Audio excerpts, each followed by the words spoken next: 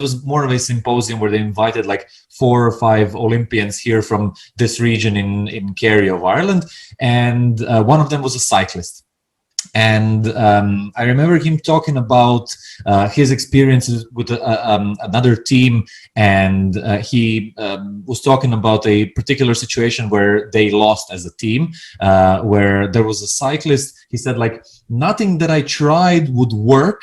They would outperform us, and it gave me a hint that there's more to it than just like cycling away and trying to do it as fast as you can. That there are some strategies and some moves that professionals can do to kind of increase their effectiveness. Can you talk a little bit more about strategies like that, and what do professionals maybe use to make it a little bit closer for people listening? Oh, good. That's a very good question. It's a very good question, Borna. I'm not sure the answer is as simple as that.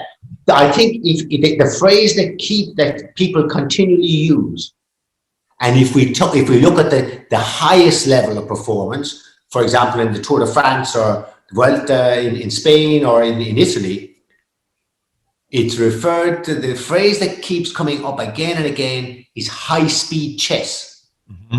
Mm-hmm.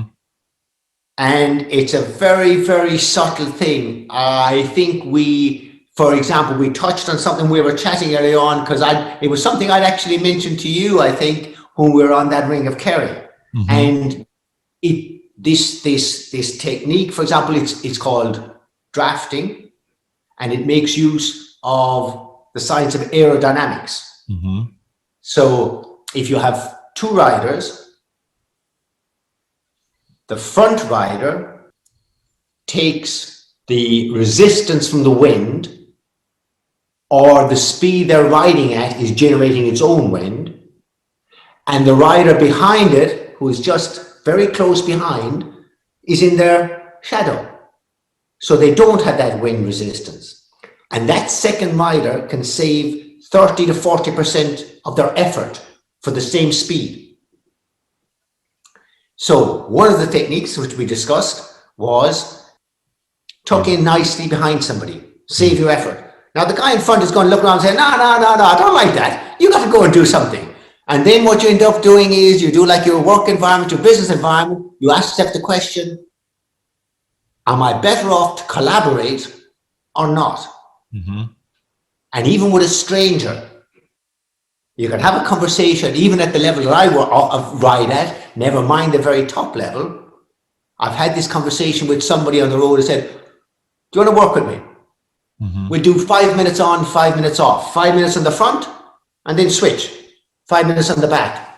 And we both get some benefit. Mm-hmm. And you know yourself, in the work environment, collaboration trumps everything else. Yeah. Short term, you can sprint off and you make a big advantage.